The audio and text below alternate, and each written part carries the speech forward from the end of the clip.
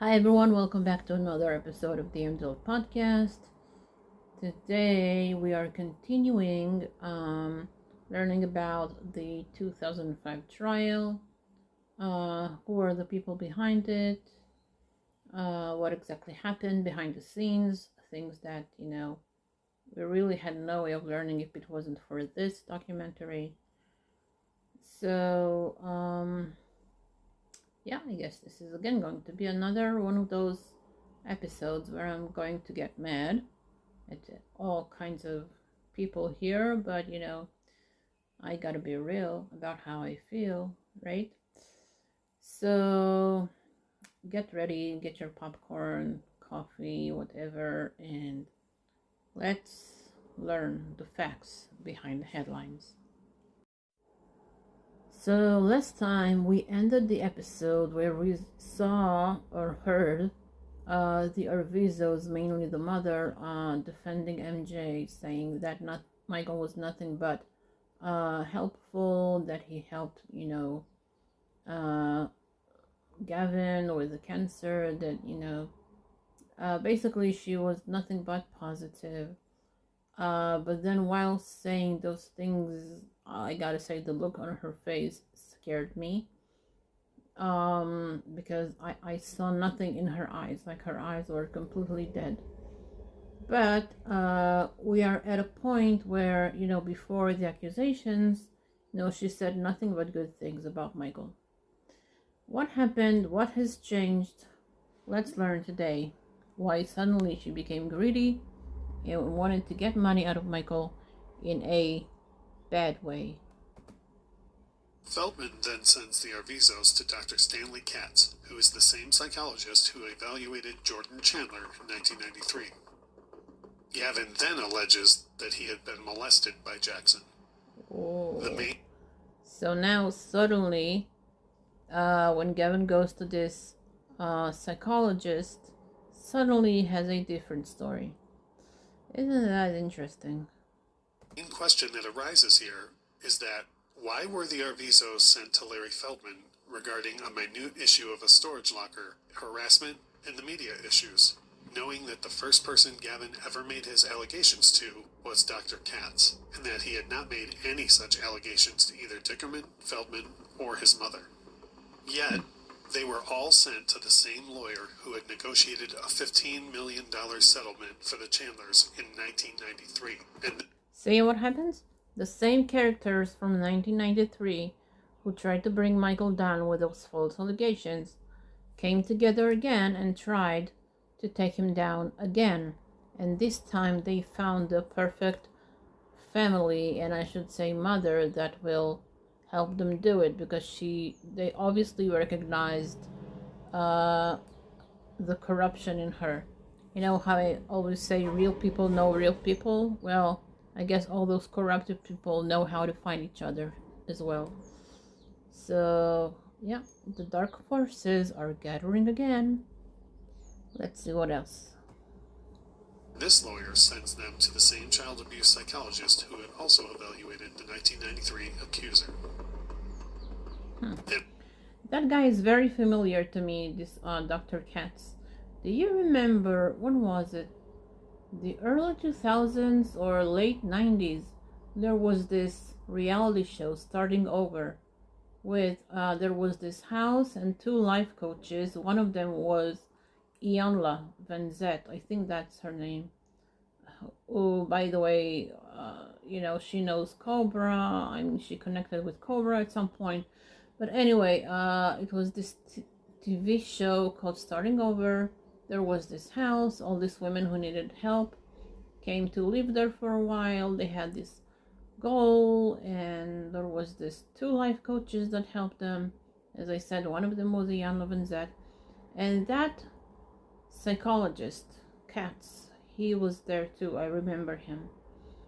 So he's I guess he's someone he always wants to be in the spotlight. He has this hunger for the spotlight. So no wonder when he heard the name Michael Jackson, he got involved. Just something to think about. It must be noted that Tom Sneddon had the California law changed that allowed the Chandlers to push the civil trial ahead of the criminal trial in 1993.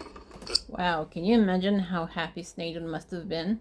Like, he got a second chance to bring Michael down. What he couldn't do in 93, and I bet he was so mad that he couldn't do it, with all the efforts he put into trying to lock him up, he failed. So now he's getting a second chance. I mean, he must have been thrilled, But we know how that ended. He failed again. But let's focus on what can we learn about this case. The same law that was used by the Chandlers to extort money from Jackson. Due to that change, an accuser in a sexual assault case cannot pursue a civil lawsuit right away, and the new law restricts a civil trial from preceding a criminal trial in a related matter. It is for this reason that the Arvizos could not use the same strategy as what the Chandlers did in 1993.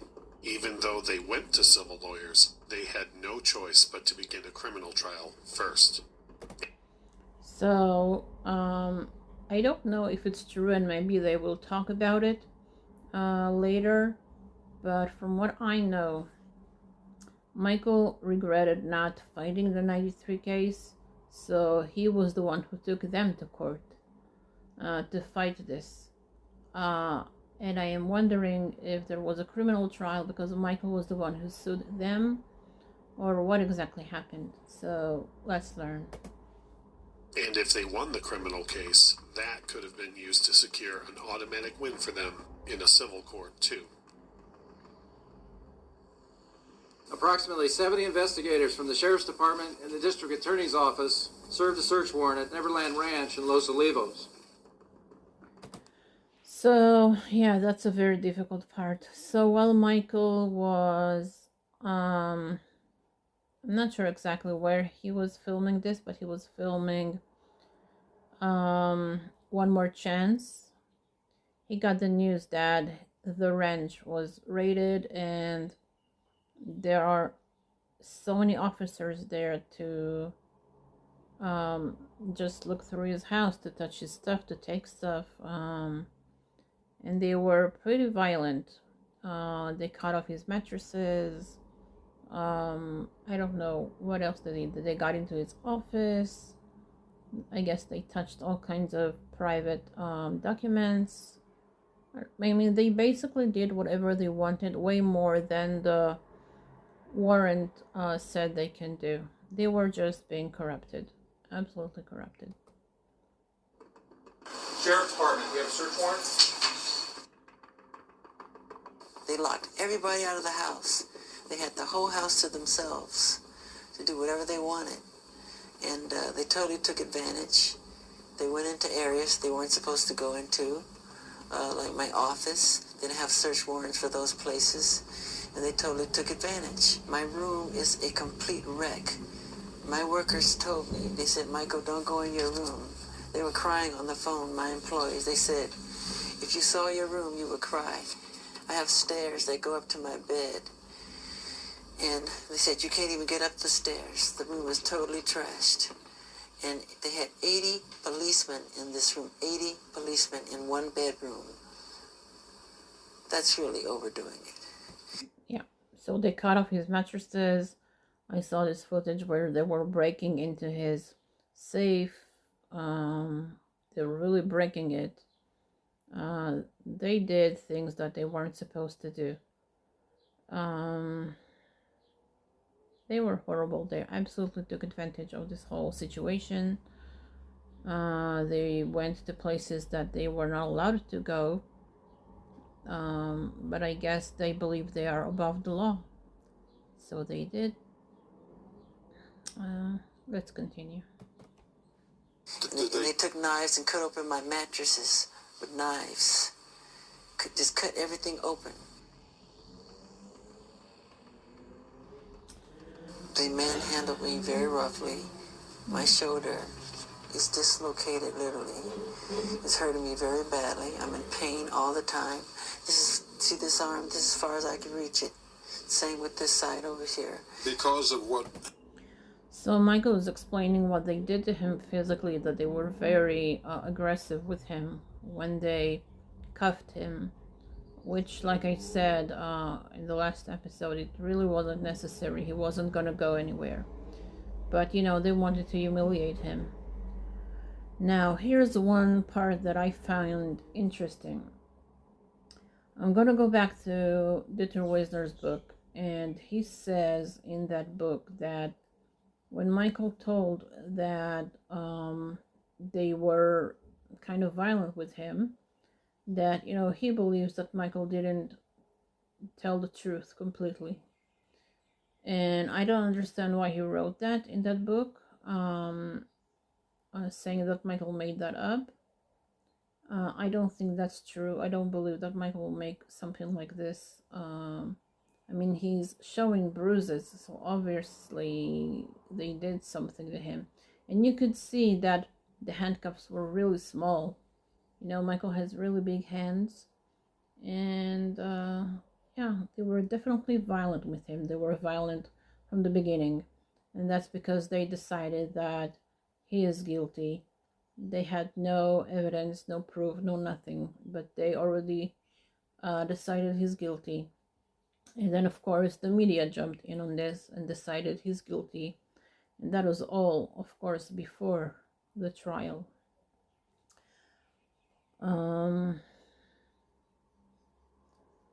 This is just horrible. Okay, let's continue. Happened at the police station? Yeah, at the police station. And what they did to me, if you saw what they did to my arms,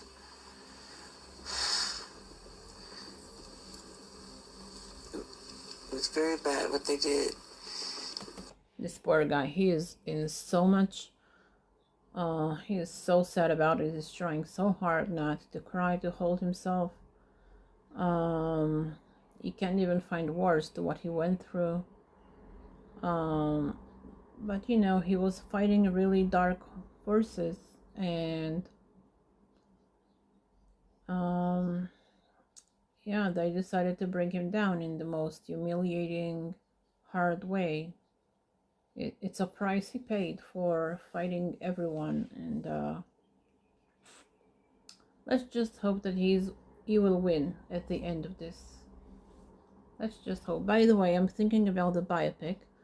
I keep seeing posts from other fans saying that we're gonna get news about the biopic sometime in the next few weeks. So I don't know. I'm hoping we're gonna see a trailer or something. You do remember that before they moved it to October, it was supposed to be this month in April. I forgot what month we were. It was supposed to be like right now in April, in just a few days. I don't remember the exact date, but this should have been the time where we would all go and see the movie and enjoy it. But I guess everything happens for a reason, hopefully for a good reason. So we're gonna have to wait until October. Unless the announcement will be that they are moving it to next year. Who knows? Anything can happen. Anyway, let's go back to Loving Neverland and let's learn more about this really sad and horrible case. So there's this part where Michael is talking about how they were very rough with him, that the handcuffs were too tight, that they did something to his back, that he couldn't sleep because of the pain they caused him. And that just tells me that, they decided that he is guilty and they decided to punish him physically. I do wonder how they felt after the trial. Were they mad, or some of them felt shame and guilt?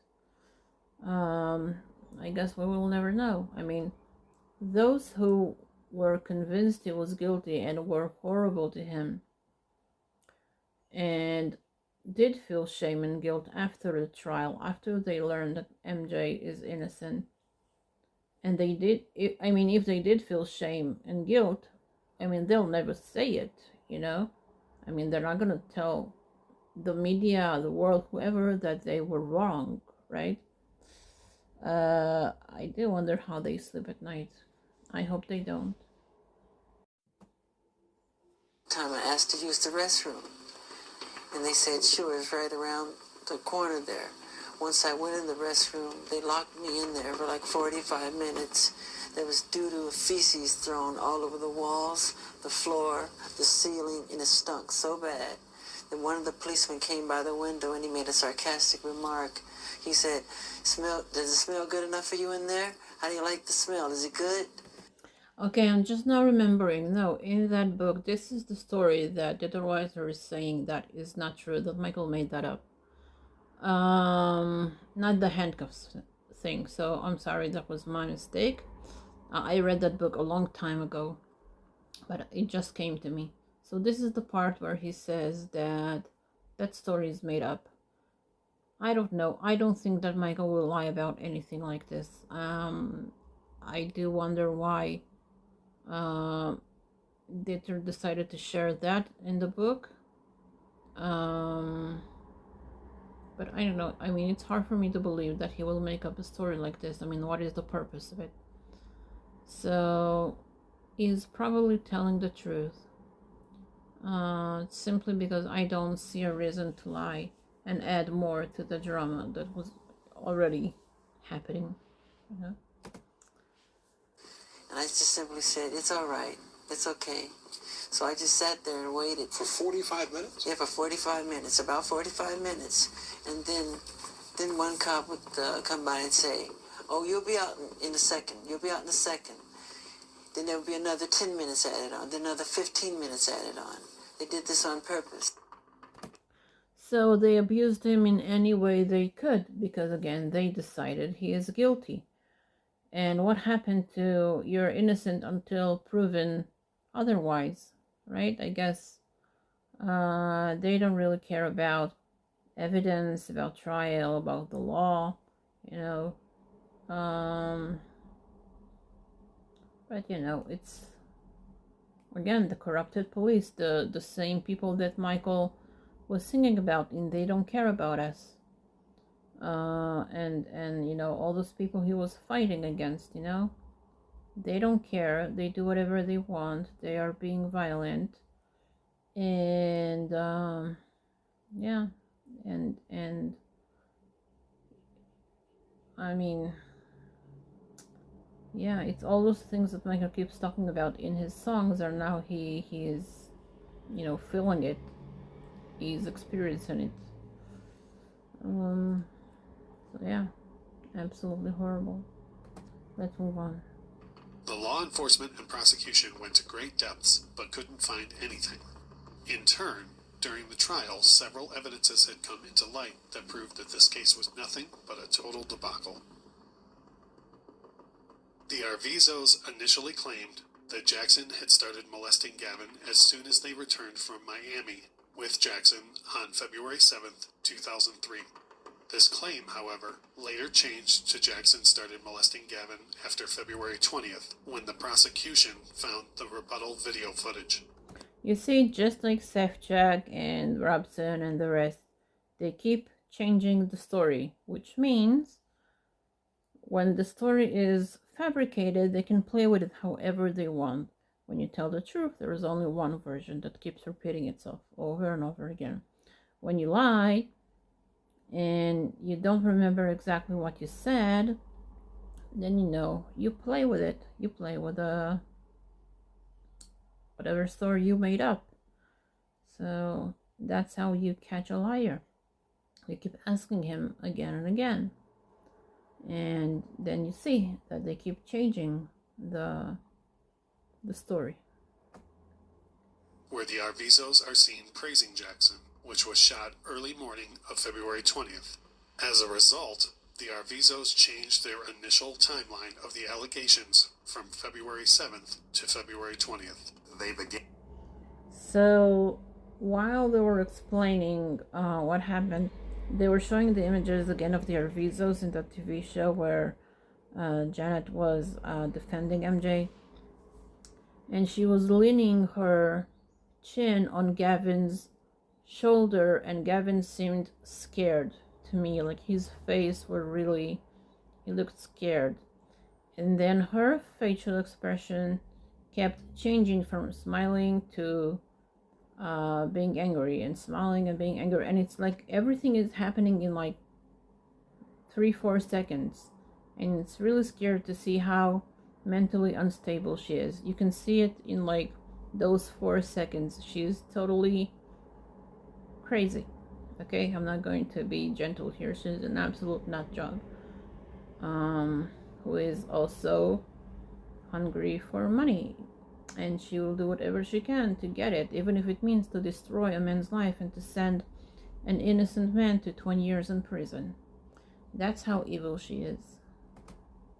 Began to claim that the young man had been molested right after the Bashir documentary, and then to their horror, we came up with a videotape where the young man and his brothers and mother all praised Michael for being the nicest person they'd ever met. And at that point, the prosecution changed its theory and tried to say the molestation began after that videotape was put together. So, okay, so this was Tom Mesereau. He kept debunking their lies. He did a fantastic work, which of course, if you guys remember, during the trial, the press kept talking about, the Arvizo's side and the evidence, quote unquote, they showed, but they never talked about how Mesereau proved them wrong and proved that whatever they're telling them is a lie. So, as you know, the media had one story to tell. But yeah, you see, they kept changing the story. That's what they did. One time they go on TV and say that Michael is like the nicest person they ever met. And then they go and tell the court that Michael started molesting Gavin after that tape, after that interview. When before they told that actually everything happened after they came back from Miami, which was like years before. Like they keep changing the story. And of course, I'm glad the court, the jury have noticed that, and they acquitted MJ. it was kind of a two-step process, all of which was completely absurd. Martin Bashir's documentary resulted in public outrage in the media about Jackson's relationship with children, and a high media interest, and tabloids were trying to hunt down the Arvizo family. When there are so many people involved in taking a man down, there was this Bashir, then the media, then the lawyers, then those families. There's a conspiracy. There's so many people who are involved in this. How can you not believe that this is a conspiracy? Obviously, they wanted to get rid of him. Crazy. Absolutely crazy. Jackson's PR and legal team were simultaneously working overtime on damage control. Investigations were even held by DCFS and Santa Barbara County Sheriff's Department to investigate Jackson and Gavin Arvizo. So to believe the Arvizo story, you have to believe that all while this was happening, while these investigations were ongoing, and the whole world was in an uproar, Jackson suddenly started molesting Gavin Arvizo, even though for 3 years he had not touched him and not even trusted him and his family. This is a... Do you understand what happens? Like, they go on TV to tell the world that Michael is the nicest person ever, but then they say, yeah, right after that, he started molesting him. Really? Right after the everyone is on his case and checking him, that's when he started molesting your child? Like, are you crazy? And those who believe them, I don't know who's crazier, those people, the Arvizos, or the people who believes them. They're like insane, absolutely insane. Okay, so there's this timeline that they're now started to show. Let's see what they're telling us about it. It's exactly the story that the Arvizo family ended up with after they were forced to change their initial timeline because... Okay, so they're showing this timeline, and it says the Bashir documentary airs on February 3rd, 2003. Authorities interviewed the family on February 20th. I mean, like 17 days after that interview, okay? About a little over 2 weeks after that. Suddenly, they're alleging the molestation happened on February 21st, 2003 until March 12, 2003. So somehow, suddenly, Michael molested Gavin after the family was interviewed by the authorities. Do you understand what's going on? Do you now understand that this is a conspiracy? Okay. Are you now convinced that MJ is innocent? To all of you who think he is guilty? Crazy people. Okay, let's move on. Of the discovery of the so-called rebuttal tape. They even brought a conspiracy charge against Jackson, claiming that between February 1st and March 31st, 2003, Jackson conspired with his co-conspirators to abduct Gavin Arvizo and to falsely imprison the Arvizo family so that they could be forced to participate in the rebuttal tape. But as per the video, the Arvizo family did not seem to be under any duress at all while they were shooting the rebuttal video. Yeah, that was one of the allegations that Michael kidnapped them. He locked them in the ranch and he forced them to do these interviews and whatever. Obviously, the jury didn't believe that. He was acquitted of that as well. But let's see. She's going to say something. This Arvizo mother monster. Let's see what she has to say. You know how Bashir? Hey, you know how Bashir zoomed in on him holding hands? Do that the same thing. Because because that's what a mother does with a son, or a father does with a son. You know, and they try to make it out to be something wrong and dirty. Put your back, sir. The animal. Okay. How did that make you feel? Oh, we're on camera? Yeah. Oh. we are? Yeah, I said rolling. Oh God! This is the outtakes of the outtakes. However, receipts... She's so fake. I mean, like her facial expressions, the way she talks, she is so fake. She can't even spell truth. Ugh, horrible woman. Just horrible woman. And you know what? I am looking at the 3 kids, and they just look like mentally exhausted. They look scared. They look like, they were forced to be there. But the mother is having fun because she's getting all the attention. This is what those narcissist people do. She's just like Chandler, the father, who I said before he was a narcissist. They love the attention. They love the camera. They love, to be in the center of everything. So she's having fun. She is laughing. And the kids, they look like they really don't want to be there. But who knows what she told them, what they're going to get from this. Horrible woman. Okay, let's see what else they have to teach us today. And testimonies showed that during their alleged captivity, the Arvizos went shopping several times, stayed for days with her boyfriend, who was an Army officer, talked to Child Protective Services regarding the Bashir documentary, visited the lawyer William Dickerman to stop the media from using the Arvizo children's photos, talked to doctors, stayed at a hotel, and appeared in court with another lawyer regarding the child support debate. Yet, okay, so here's the document. This is what they're saying. On February 11th, she went to a beauty salon. From the 12th to the 15th, she stayed at the boyfriend's place. The 20th, she visited by child services. The next day, on the 21st, she visited Dickerman, the lawyer, the corrupted lawyer, I should say. On the 25th, she visited a doctor. The same day, she stayed at a hotel, and then suddenly, on March 11, she appeared in court. After she sees Dickerman, she appears in court. How interesting. Okay. that they never reported to any authorities, their lawyers, the doctors, or to anyone that they were allegedly being kidnapped and held against their will. They claimed they were held captive against their will and weren't allowed to reckon the time of the day when there were several clocks at Neverland, including this huge clock. They made an outrageous and exhilarating claim that Jackson and his people attempted to flee them to Brazil in a hot air balloon. Jackson's people did keep an eye on the Arvizo family, but there was no imprisonment or kidnapping. What did he say? They're going to take them to Brazil in a hot air balloon? All the way from America to Brazil in a hot air balloon.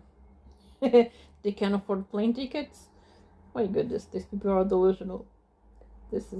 I'm sorry, I mean, there are some funny parts to their stories. I mean, they make no sense. Absolutely no sense.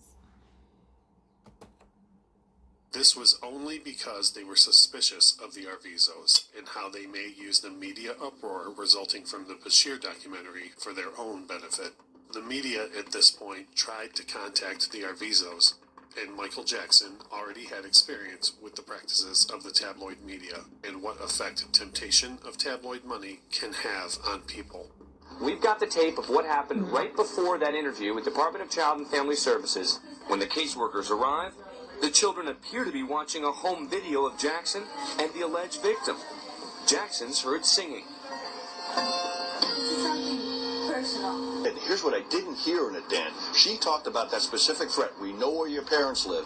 We listened to the tape that you listened to and put on the air, and in that break, when Asaf, the Jackson investigator, talks to her, there is no threat. In fact, the words threat, the words killers are not used there or anywhere else in anything, and in the tape exhibits that have been played in court so far. Dan, See, just like with the Chandlers, there is a tape that proves exactly what happened.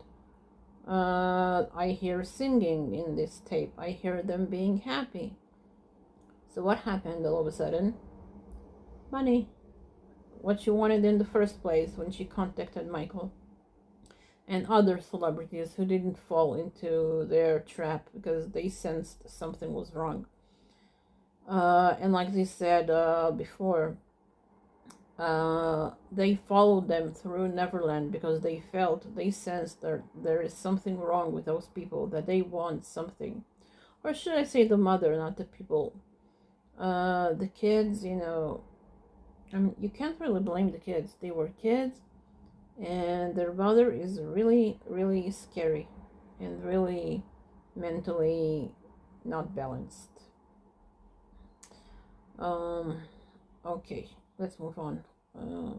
I forgot about that tape. See, it's always good to watch something again because you know you can't remember all the details. There's a lot to the story. Okay, let's see what else. everything about this woman says Michael is innocent. Remember, Bashir followed Michael and these kids around and never found anything that was sexual abuse. Then she talks on this tape that we've seen and to protective services, nothing. Only after the fact, at this trial, when she can make a lot of money, if Michael is convicted, she spins everything that helped Michael with a negative spin. They were... Again, to get that money, that means that Michael needs to sit in prison for 20 years for something they know he didn't do. Just see how evil people can get. I mean, money is the root of all evil. I mean, they don't say it just to say, you know. It is crazy that she was willing to put an innocent man, not just an innocent man, a man who saved her child's life. I mean, Gavin is alive because of Michael, you know. He gave him everything. You know, he helped him in every way possible. And yeah, you know, he is alive because of him. And to think that you are willing to take down a man that saved your child's life, and you know he did nothing to him but being nice to your child and to you. As I said, you know, she lived on Angie's expense for a long time. And you know, I guess she had a plan to marry Michael as well. I heard that story. I don't remember from where. But she started acting, it could be again in Dieter Wisner's book. She started acting like she owns the place, like she's the boss. maybe in her mind she thought she was dating MJ, that that they have this family together, just her and him and the kids and whatever. So she had this fantasy to live there in Neverland and to live in that lifestyle. And I guess when Michael put a stop to it, and with actions, he said, "Okay, I'm not your sponsor." She decided to get money in other ways. She got mad because she felt entitled. So yeah, she is an insane woman, an absolutely insane woman. Instead of being grateful to Michael that he saved her child's life, because for a mother, the children are like the most important thing, right? Not in her case. In her case, it's just money. Money is the main thing. She used her child's illness to get benefits from celebrities, from whoever she could, It was never really about the kid. Okay, let's move on. At all times during that February 7th to March 10th period of time, whenever Michael was there was always a third party around. Always. What about the allegation that some kind of intoxicating agent, said to be wine, was given to this child to make him more pliable? Ludicrous. I mean, it's ludicrous on its face. There are in excess of 100 employees at any one time at that ranch. There is full-time security at that ranch. There are people who are there at all times, day and night, 24/7, who are specifically instructed to make sure that people don't do that. The kids are nowhere near alcohol or liquor. Exactly. There's so many people there in Neverland. Michael is never really alone at the house with anyone. Definitely not with the children. So now it reminds me that SafeCheck is now saying that the people who worked at Neverland knew what was going on and they allowed it to happen. That's his claim now. And he's going to trial with that claim. That is, of course, nonsense. He has no way of proving that. And of course, if everyone knew, how come his girlfriend didn't know, Brandy Jackson? How come his mother didn't know? Everyone knew. Like, come on. What a ridiculous claim. If people were there, so many people were there, at least 100 employees, and they knew, you don't think that someone would have said something, either to the police, or if they're corrupted, then to the press? There were enough corrupted people around MJ, so if something actually happened and they knew, trust me, they would have said something. So that's another ridiculous claim. And you know what? I hope that there will be a trial, and maybe this trial will end everything once and for all. Okay, you know what? We're gonna end the episode here. We have learned a lot today, I believe. We will continue, I hope so, tomorrow. I can't promise, but we will continue this series. We're going to continue and learn exactly what happened. And that's it. That's all I have to say for today. So thank you for being here. Please use the comment section to let me know what you think. And I'll talk to you soon.